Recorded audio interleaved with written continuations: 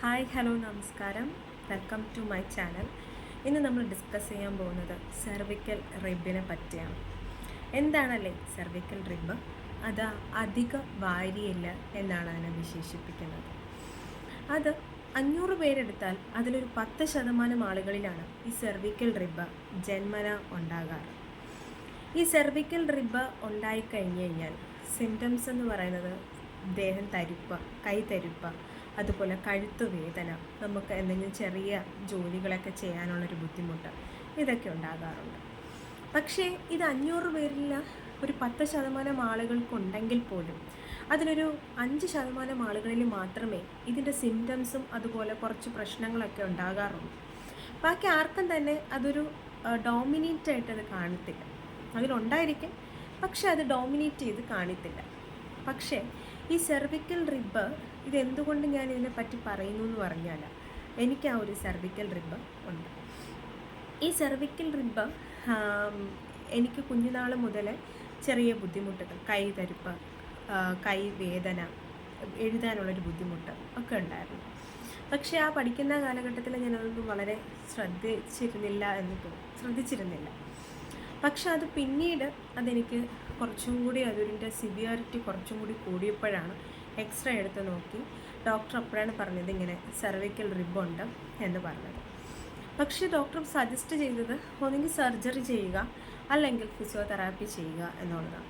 കൂടുതലും പേരും ആരും അങ്ങനെ സർജറിയിലോട്ട് മൂവ് ചെയ്യില്ല, എല്ലാവരും ഫിസിയോതെറാപ്പിക്ക് വേണ്ടി പോവാറാണ്.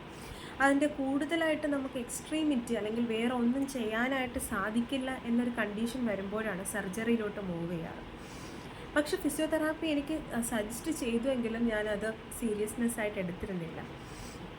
അതിനുശേഷം ഒരു 3 years കഴിഞ്ഞിട്ട് ശേഷമാണ് എനിക്ക് അതിൻ്റെ സിവിയറിറ്റി വീണ്ടും കൂടുകയും പിന്നെ ഞാനത് വീണ്ടും എക്സ്റേ എടുത്ത് നോക്കിയപ്പോൾ എൻ്റെ കഴുത്തിൻ്റെ ഈ ഭാഗത്തായിട്ട് കുറച്ച് തേയ്മാനം സംഭവിച്ചതായിട്ട് മനസ്സിലായി.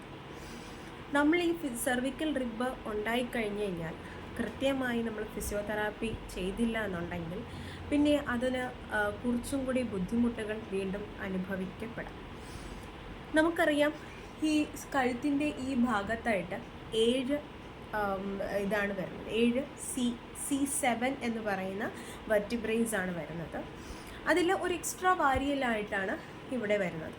സോ ഇവിടുത്തെ വഴി കടന്നു പോകുന്ന ഒരുപാട് നെർവുകളും ബ്ലഡ് വെസൽസും ഒക്കെ ഉണ്ട്.